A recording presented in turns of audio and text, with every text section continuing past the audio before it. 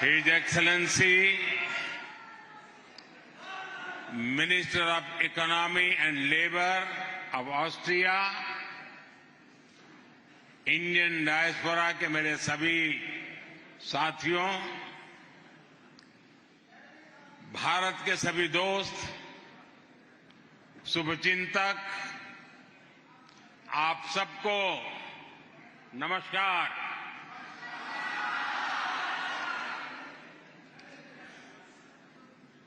गुटिन टाग।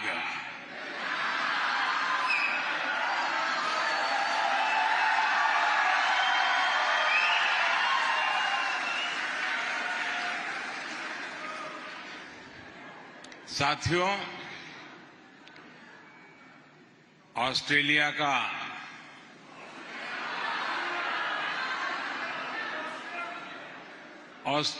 का ये मेरा पहला दौरा है।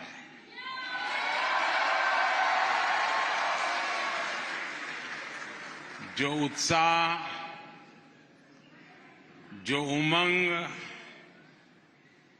मैं यहां देख रहा हूं, वो वाकई अद्भुत है। 41 वर्षों के बाद भारत के किसी प्रधानमंत्री का यहां आना हुआ है।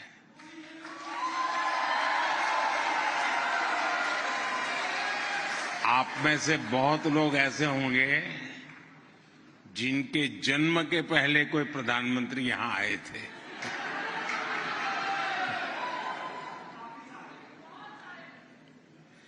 आपको क्या लगता है, इंतजार कुछ ज्यादा ही लंबा हो गया है ना?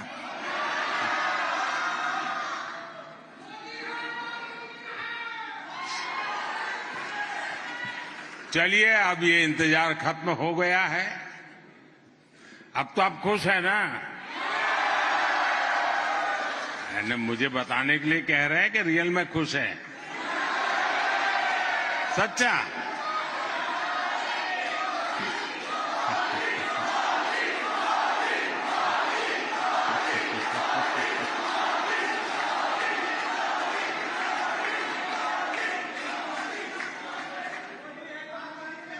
और साथियों, ये इंतजार खत्म भी एक ऐतिहासिक अवसर पर हुआ है। आप में से बहुत लोगों को शायद पता नहीं होगा, भारत और ऑस्ट्रिया अपनी दोस्ती के 75 वर्ष सेलिब्रेट कर रहा है।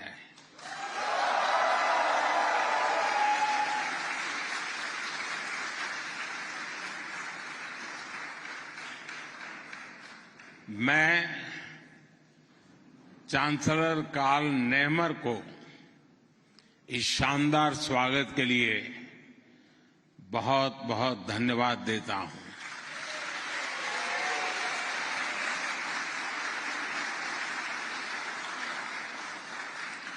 मैं इकोनॉमी एंड लेबर मंत्री मार्टिन कोकर का भी आभार व्यक्त करता हूं।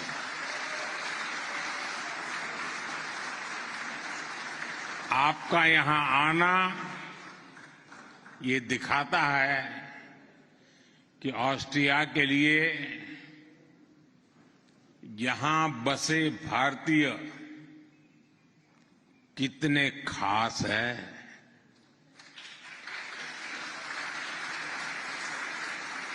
कितने विशेष है। फ्रेंड्स, भौगोलिक दृष्टि से तो भारत और ऑस्ट्रिया दो अलग अलग छोर पर है, लेकिन हम दोनों के बीच अनेक समानताएं हैं। डेमोक्रेसी हम दोनों देशों को कनेक्ट करती है। लिबर्टी, इक्वालिटी, प्लुरलिज्म और रूल ऑफ लॉ का रिस्पेक्ट, ये हमारी शेयर्ड वैल्यूज है। हम दोनों समाज मल्टीकल्चरल और मल्टीलिंगुअल है। दोनों देश, हमारे समाज में हम दोनों देशों की आदत है डायवर्सिटी को सेलिब्रेट करना, और हमारी इन वैल्यूज को रिफ्लेक्ट करने वाला एक बड़ा माध्यम चुनाव है। ऑस्ट्रिया में कुछ महीनों के बाद चुनाव होने वाला है, जबकि भारत में हमने अभी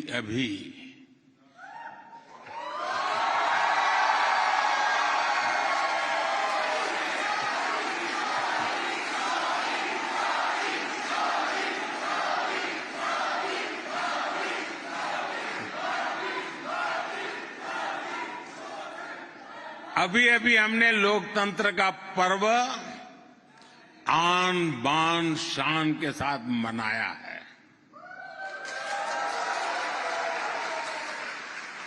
भारत में दुनिया का सबसे बड़ा चुनाव संपन्न हुआ है। साथियों, आज दुनिया के लोग भारत के इलेक्शन के बारे में सुनकर हैरान रह जाते हैं।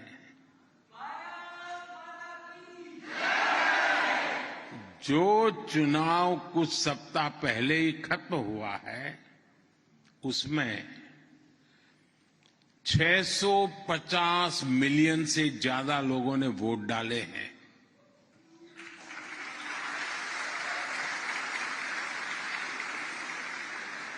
मतलब हुआ शायद 65 ऑस्ट्रिया।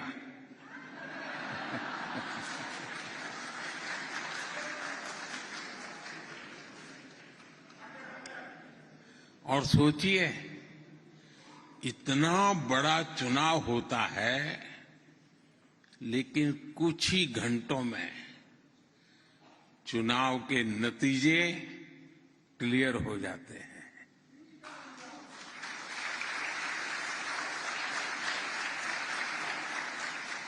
ये भारत की इलेक्टोरल मशीनरी और हमारे डेमोक्रेसी की ताकत है। साथियों, भारत के इन चुनावों में सैकड़ों पॉलिटिकल पार्टीज के 8,000 से ज्यादा उम्मीदवारों ने हिस्सा लिया। इस लेवल का कॉन्टेस्ट, इतना डाइवर्स कॉन्टेस्ट, तब जाकर के देश में जनता ने अपना मैंडेट दिया है। और देश ने मैंडेट क्या दिया?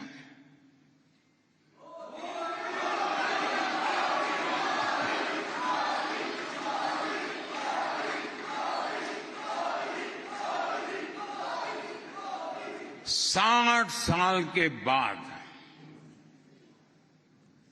साल के बाद एक सरकार को लगातार तीसरी बार सेवा करने का अवसर भारत में मिला है।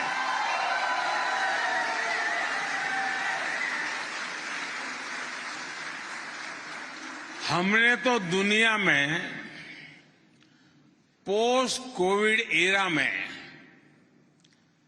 चारों तरफ पॉलिटिकल इंस्टेबिलिटी देखी है। ज्यादातर देशों में सरकारों के लिए सरवाइव करना आसान नहीं रहा। दोबारा चुनकर आना तो एक प्रकार से बहुत बड़ा चैलेंज रहा है। ऐसी स्थिति में भारत की जनता ने मुझ पर, मेरी पार्टी पर, एनडीए पर भरोसा किया।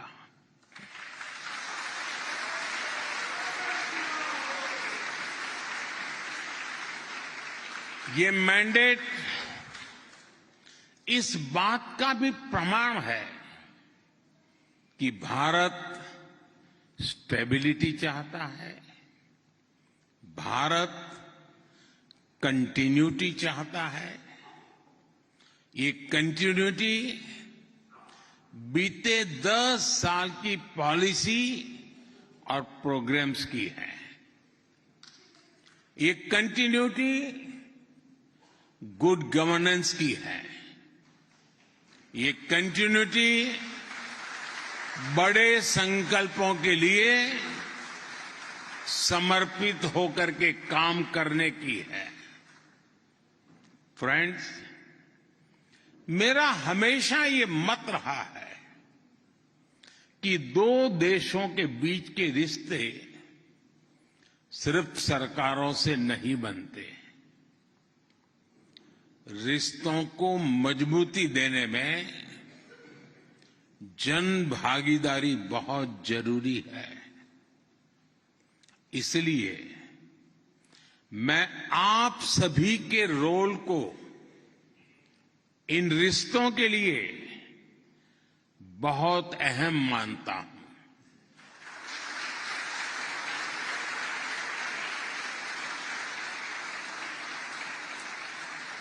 आपने दशकों पहले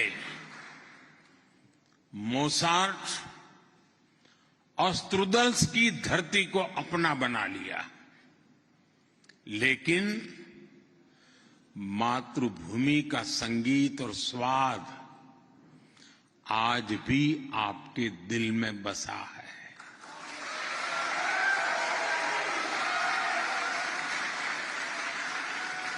आपने वियना की सड़कों में ग्रात्स, लिंस, इंसब्रुक, साल्जबर्ग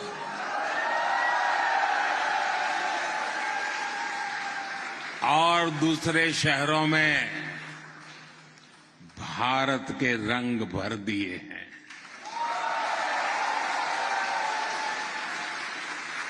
आप दिवाली हो या क्रिसमस एक जैसे उत्साह से मनाते हैं। आप तोरते और लड्डू दोनों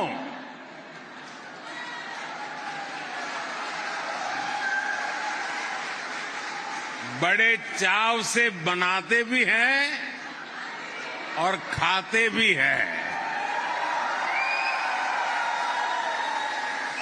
और खिलाते भी हैं। आप ऑस्ट्रिया की फुटबॉल टीम और भारत की क्रिकेट टीम को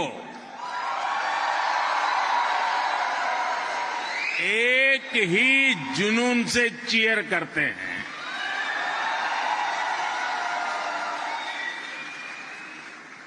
आप यहां की कॉफी को एंजॉय करते हैं, साथ ही भारत के अपने शहर वाली चाय की दुकान को भी याद करते हैं।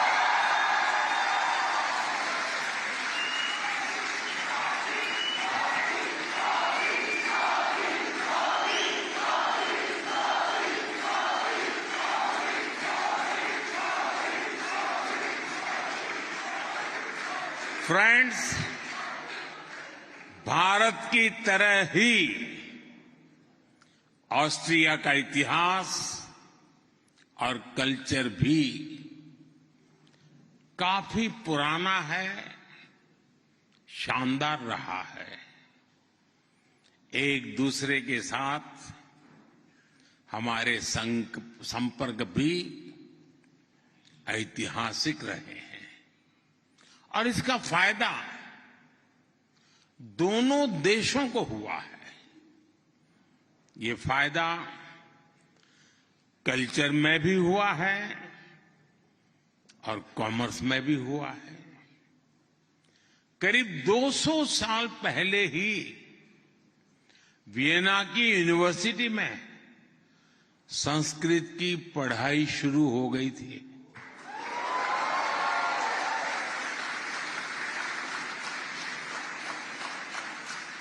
(1880 में 1880 में इंडोलॉजी के लिए एक इंडिपेंडेंट चेयर की स्थापना से इसे और ऊंचाई मिली।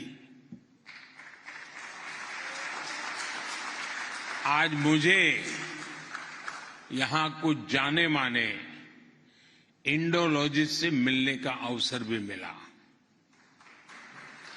उनकी बातों से साफ झलक रहा था कि भारत को लेकर उनकी रुचि बहुत ज्यादा है।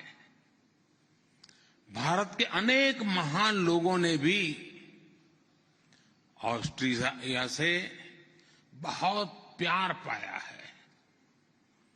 वियना ने रविंद्रनाथ टैगोर और नेताजी सुभाष जैसे हमारे अनेक महान व्यक्तित्वों की मेजबानी की है। और गांधी जी की शिष्या मीराबेन का अंतिम समय वियना में ही बीता है।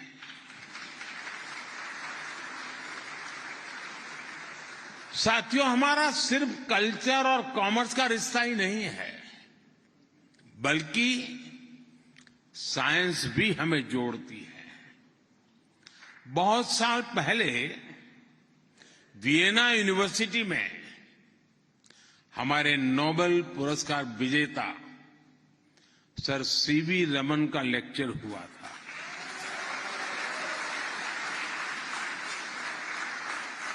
आज मुझे नोबेल पुरस्कार विजेता एंटोन जाइलिंगा से मुलाकात करने का अवसर मिला। इन दोनों महान वैज्ञानिकों को क्वांटम ने कनेक्ट किया है।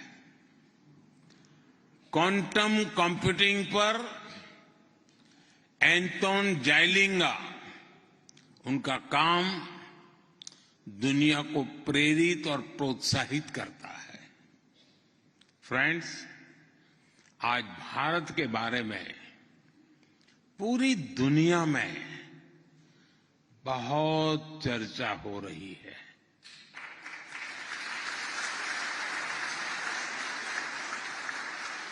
हो रही है कि नहीं हो रही है? हर कोई भारत के बारे में जानना समझना चाहता है। आपका भी यही अनुभव है ना? लोग बहुत कुछ पूछते हैं ना आपको। ऐसे में भारत आज क्या सोच रहा है, भारत क्या कर रहा है, इसको लेकर एक बेटर इन्फॉर्म वर्ल्ड बनाना जरूरी है। भारत 1/6 ह्यूमैनिटी को रिप्रेजेंट करता है और ग्लोबल ग्रोथ में भी करीब करीब इतना ही कंट्रीब्यूट कर रहा है। हजारों वर्षों से हम दुनिया के साथ नॉलेज और एक्सपर्टाइज शेयर करते रहे हैं। हमने युद्ध नहीं दिए,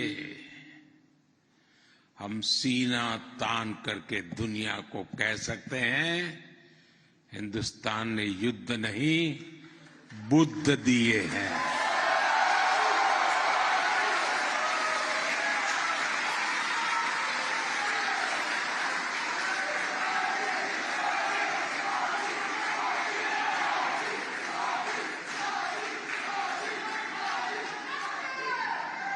जब मैं बुद्ध की बात करता हूं तो इसका मतलब है कि भारत ने हमेशा पीस और प्रॉस्पेरिटी ही दी है। इसलिए 21वीं सदी की दुनिया में भी भारत अपनी इस भूमिका को सशक्त करने वाला है। आज जब दुनिया भारत को विश्व बंधु के रूप में देखती है तो ये हमारे लिए गर्व की बात है।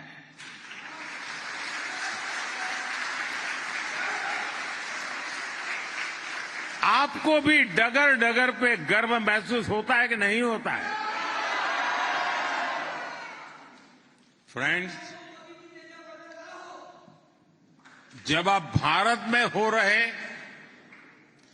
तेज बदलावों के बारे में पढ़ते हैं, सुनते हैं, तो क्या होता है? क्या होता है?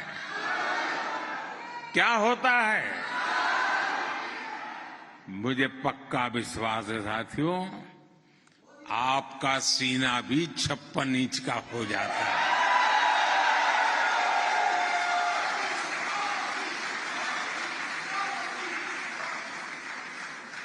भारत आज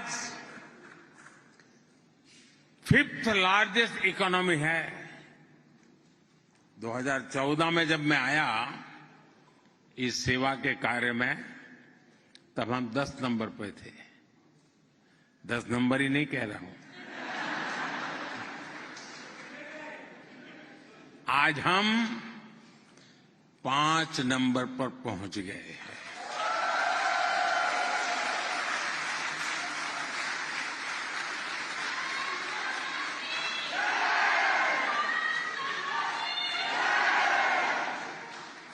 ये सब सुनते हैं तो आपको क्या लगता है?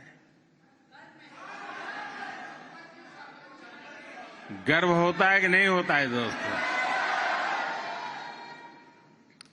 आज भारत 8% के रेट से ग्रो कर रहा है।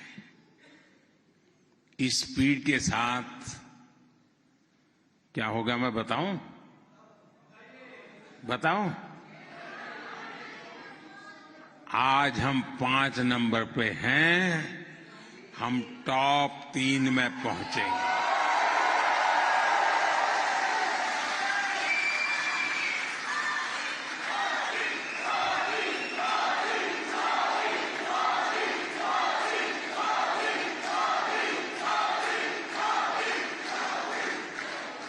और साथियों, मैंने देशवासियों को कहा था कि मेरे तीसरे टर्म में मैं देश को दुनिया की टॉप 3 इकोनॉमी में लेके जाऊंगा।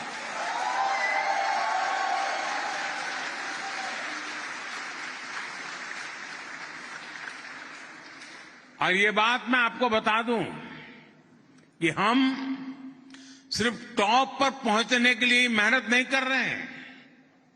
हमारा मिशन 2047 है।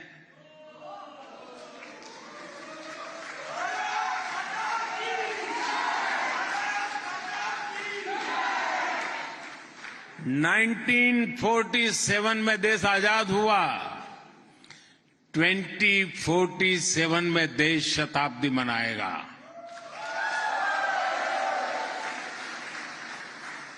लेकिन वो शताब्दी विकसित भारत की शताब्दी होगी।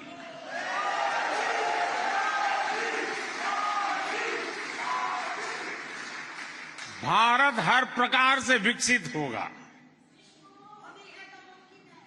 हम आने वाले 1000 वर्षों के भारत की मजबूत नींव आज डाल रहे हैं।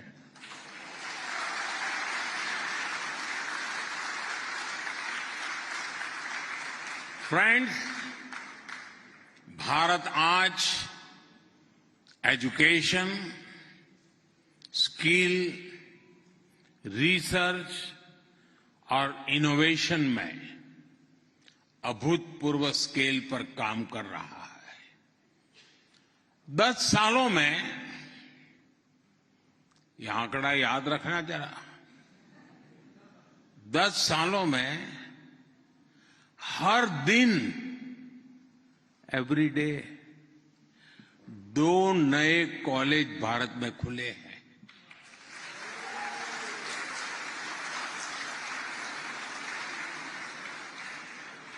आगे बताऊं, हर हफ्ते एक नई यूनिवर्सिटी खुली है।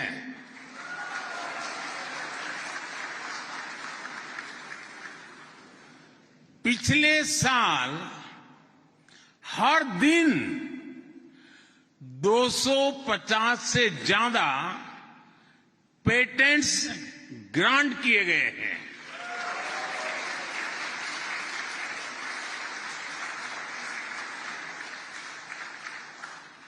भारत आज दुनिया का तीसरा सबसे बड़ा स्टार्टअप इकोसिस्टम है।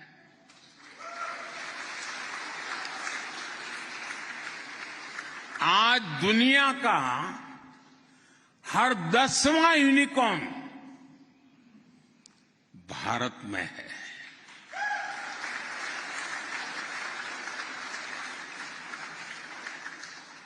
बाकी पूरी दुनिया में जितना रियल टाइम डिजिटल ट्रांजैक्शन आज होता है, उतना अकेला भारत में होता है।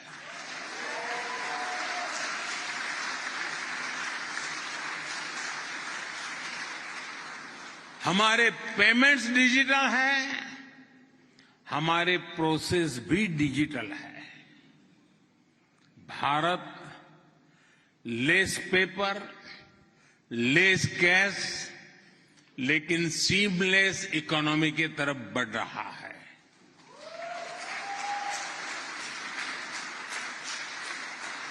फ्रेंड्स, आज भारत बेस्ट, ब्राइटेस्ट, बिगेस्ट और हाईएस्ट माइलस्टोन के लिए काम कर रहा है।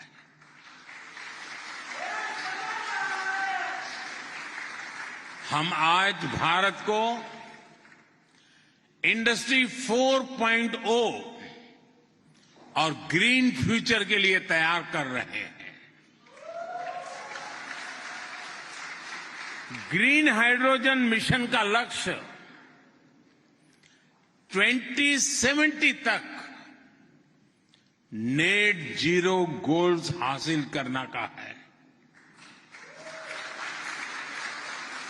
हम ग्रीन मोबिलिटी पर बल दे रहे हैं और भारत की जो ये अनप्रेसिडेंटेड ग्रोथ स्टोरी है, उसका फायदा ऑस्ट्रिया को भी हो रहा है।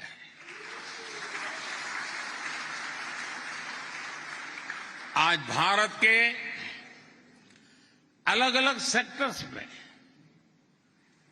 150 से अधिक ऑस्ट्रियन कंपनियां काम कर रही है। ये भारत के इंफ्रास्ट्रक्चर से जुड़ी एस्पिरेशंस को पूरा करने में मदद कर रही है। मेट्रो, डैम, ऐसे अनेक प्रोजेक्ट्स, टनल जैसे अनेकों इंफ्रा प्रोजेक्ट्स में ऑस्ट्रिया की कंपनियां भारत में काम कर रही है और मुझे उम्मीद है कि आने वाले समय में यहां की कंपनियां, यहां के इन्वेस्टर ज्यादा से ज्यादा भारत में अपना विस्तार करेंगे।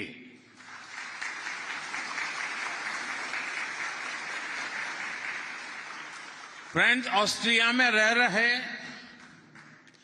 भारतीयों की संख्या बहुत बड़ी नहीं है, लेकिन ऑस्ट्रिया के समाज में आपका योगदान प्रशंसनीय है। खासतौर पर यहां के हेल्थ केयर सेक्टर में आपके रोल की बहुत प्रशंसा होती है। हम भारतीयों की पहचान ही केयर और कंपैशन के लिए होती है। मुझे खुशी है कि ये संस्कार आप अपने प्रोफेशन में यहां भी साथ लेकर चलते हैं। आप सभी इसी तरह ऑस्ट्रिया के विकास में सहभागी बने रहिए। मैं एक बार फिर आप सबका इतनी बड़ी तादाद में यहां आने के लिए आभार जताता हूं। आप सबके इस उत्साह और ऊर्जा के लिए मेरी तरफ से बहुत बहुत धन्यवाद।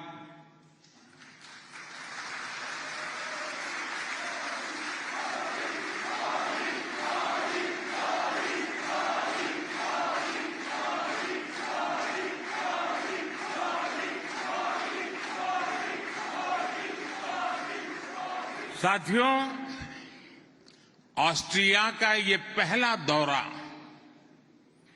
बहुत ही सार्थक रहा है। एक बार फिर यहां की सरकार और यहां की जनता का भी मैं आभार व्यक्त करता हूं।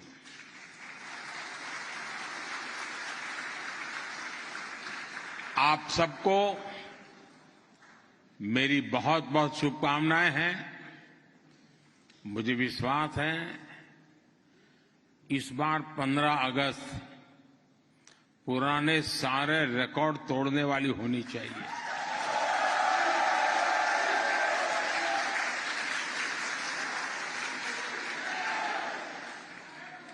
होगा ना? पक्का होगा? मेरे साथ बोलिए, भारत माता की, भारत माता की, भारत माता की, वंदे वंदे वंदे वंदे वंदे वंदे वंदे वंदे वंदे वंदे। बहुत बहुत धन्यवाद।